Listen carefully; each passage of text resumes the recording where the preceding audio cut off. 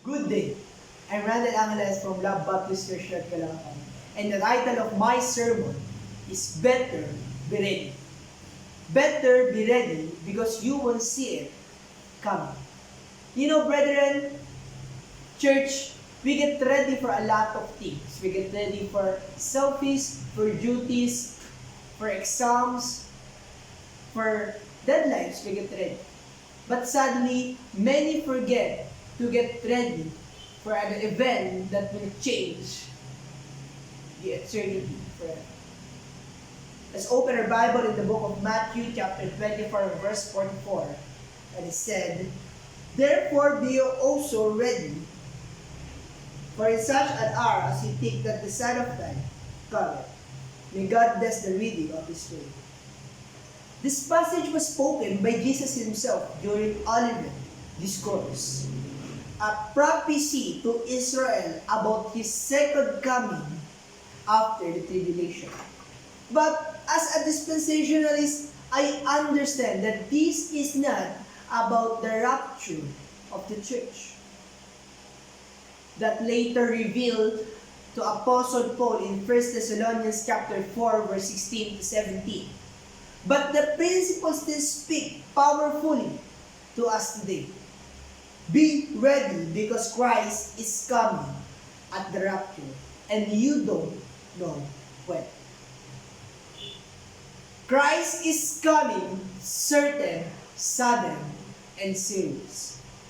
In first point, the certainty of His coming. Therefore, be also ready.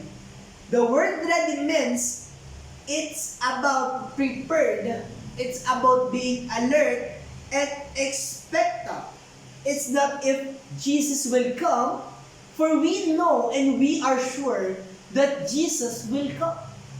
For it's when will Jesus will come.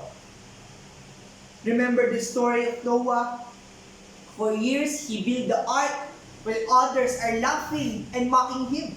But when the rain came and that the window of heaven are open, those who mock were lost.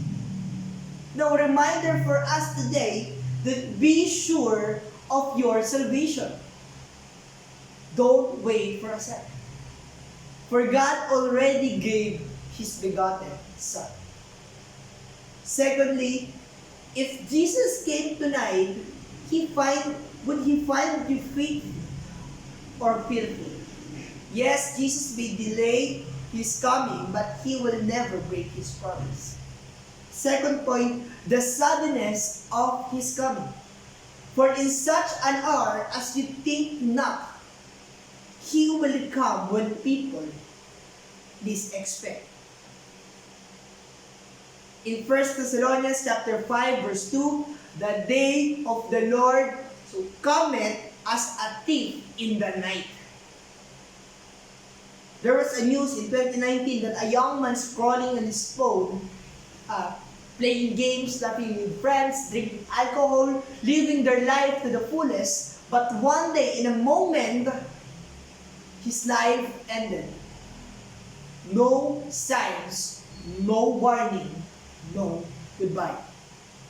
A reminder for us today, don't postpone your repentance and obedience. For the trumpet may sound before the sun rises again. Now what if the next notification on your phone is the shout and a call from heaven? For the greatest mistake is to prepare tomorrow for what can happen today. And lastly, last point, the seriousness of His call. Therefore, be also ready. Readiness isn't about guessing the time. It's not about when will Jesus will come. It's about guarding your testimony. For we are sure that Jesus will come.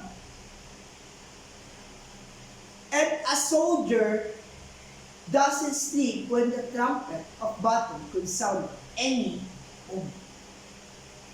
The Bible are commanding us that we must be ready And we should not be guessing the time when Jesus will come. But we must be ready any time. Like a soldier doesn't sleep when the trumpet of battle could sound any moment. So should every believer be alert and faithful. Now, if Christ examined your priorities right now, what would he see? Would he see readiness or worthiness? For readiness is not about timing. Church, it's not about timing. It's about guarding your testimony. In summary, His coming is certain. It will happen. It is sudden. It could happen anytime. It is serious. So we must be ready all the time. Say it with me.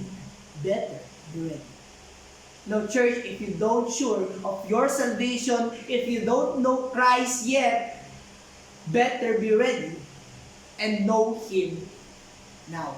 You must decide right now and ask Him and admit that you are a sinner, as the Bible said that we are all sinners.